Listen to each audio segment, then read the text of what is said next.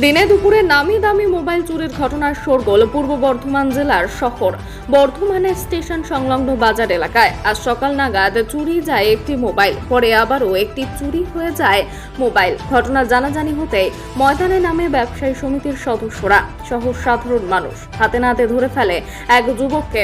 সেই যুবকের কাছ থেকে উদ্ধার হয় একটি চুরি যাওয়া মোবাইল। মোবাইল চুরির ঘটনায় জড়িত থাকা যুবকের বাড়ি আসানসোল বলে জানা যায়।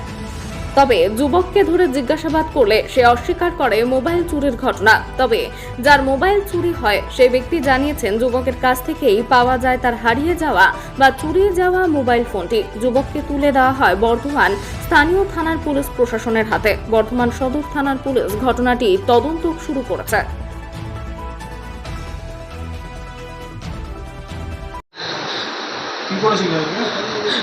कुछ नहीं कि घर आसनसोल है। घर आसनसोल है, बनौड़ा। তো কি কোথা থেকে আসিস? কোথায় বাড়ি? কোথায় आसनसोल আসানসোলের বাড়ি? এখানে কি করতে এসছিস? भाग के आ गए घर से। হ্যাঁ, घर से भाग के आ गए ঘর থেকে পালিয়ে এসছিস? পালিয়ে এসছিস ঘর থেকে কেন? बस। আর মোবাইলটা তোর কাছে পাওয়া গেছে তো? নিতে গেছিলি তো? मोबाइल आपका गिरा हुआ था भैया, हम नहीं लिए। मोबाइल आपका गिरा हुआ था, इसका मोबाइल गिरा हुआ था भैया, हम सच बोलते हैं। তুই বলিস নি? তুই বলিস নি? भैया मोबाइल नहीं लिया, सच बोले भैया मोबाइल नहीं लिया। তুই সত্যি কথা বলছিস? हाँ, বাড়ি থেকে পালিয়ে এসছিস কেন?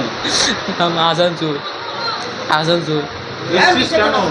आए यहाँ के रहे, बस से आए भाग के, কেন কেন? ऐसे आ गए, पता नहीं है। যে এখানে কেন ঘোরাঘুরি করছিলি? घूम रहे थे ऐसे, হ্যাঁ, घूम रहे थे। তোর সঙ্গে কেউ আছে?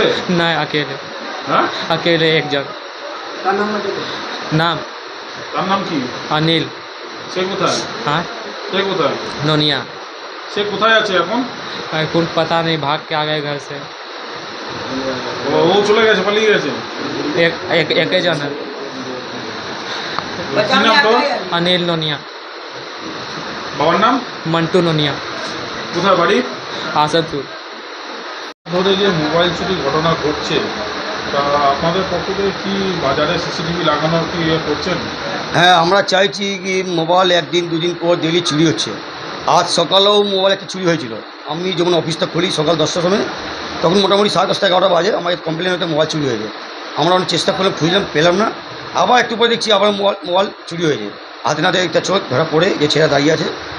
তো আমরা এই বিষয়ে আমাদের বাজারের সভাপতি ইউনিয়নের সভাপতি পাপ্পুদাকে আমরা এই বিষয়ে জানিয়েছি। উনি আমাদেরকে বললেন কি বহু তাড়াতাড়ি সিসি ক্যামেরা অনেক জায়গায় লাগানো হবে।